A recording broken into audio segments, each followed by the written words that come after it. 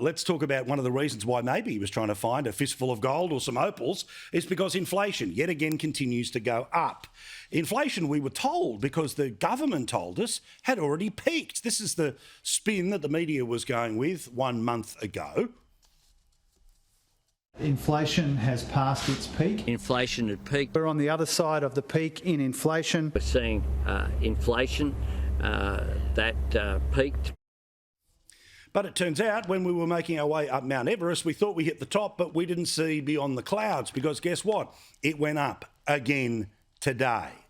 The expectations are that inflation rate going up means there is a very good chance that you're going to end up with another bloody interest rate rise that'll happen early next week. Now, the media thinking that this government could get nothing wrong. They're the greatest economic managers of all time. I mean, only, 140,000 people set to lose their jobs? They were gobsmacked today. The latest inflation data has delivered a shock. Prices have risen more than most economists had expected. Annual inflation has pushed up to 6.8% in April, which is much higher than expected. The higher than expected number increasing the chance of another rate rise on Tuesday. The shock result announced just as the Reserve Bank boss warned rate hikes are better than the alternative.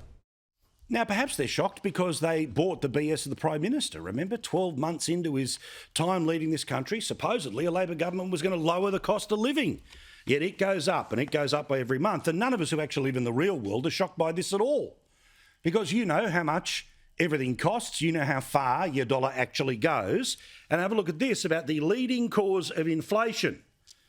Electricity prices up 15% compared to where they were 12 months ago. But hang on, I thought that renewable energy was cheaper. Oh, that's right, it costs $1 trillion to build and somebody's going to have to build it. Oh no, what about the war in Ukraine? No, they made the decision to get to 80% renewables after that had taken place.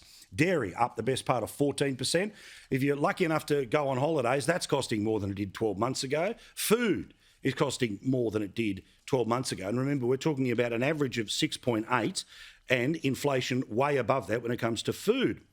Automotive fuel is up 9.5%. Could that be because they increased taxes on fuel? You know, the ones that could have been extended, but apparently there was no money to extend it by. Rent is up, education is up, booze is up, and fruit and veg is up as well. Now, remember what the government said at the time when they couldn't possibly delay the increase in fuel taxes beyond the first 6 months of their time in office. Apparently there was no money in the cupboard. Remember what we were being told by Grim Jim back then? This was before, of course, he unveiled a multi-billion-dollar surplus, which meant the government this year had more money than it needed. Now, of course, that surplus was because of a huge mining boom and they were able to count the profits of the future fund, but shh, don't tell anyone. So what did Grim Jim have to say today after inflation went up, after he said it had gone down? But it is well below the 8.4% peak it reached over the 12 months to December last year. But what we see in the data today is that the ABS is pointing out that the tick up in the indicator this month is being largely driven by the changes to the timing of the fuel excise. The peak in inflation is behind us. You increased the tax that led to the increase in inflation. But please believe us, it's better than the headline number where we were in December of last year. Can we go back and show those numbers?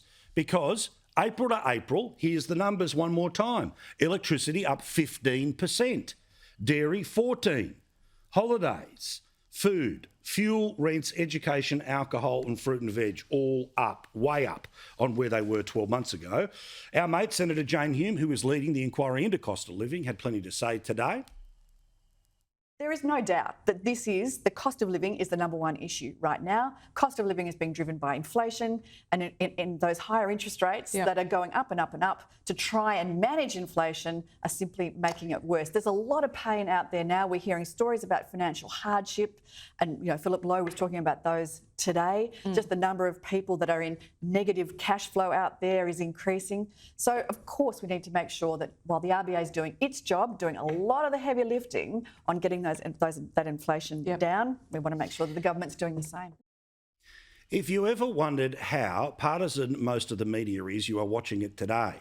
12 months ago, there was a cost of living crisis, which was the need to change the government. 12 months on, everything is worse after that decision, yet no one mentions that is the case, let alone the idea that they are also increasing taxes on truckies. Remember the changes that are going to happen with fuel there. That too will be counted in future months when it comes to inflation.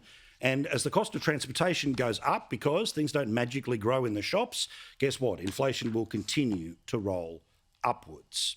Oh, but it's slightly better than it was before. Okay, let's compare it to where it was 2 years ago or 12 months ago when we absolutely had to change everything, and it's all worse afterwards. Welcome to one side of politics being treated with kid gloves and the other, but when it's all so personal and now it's also cyclical.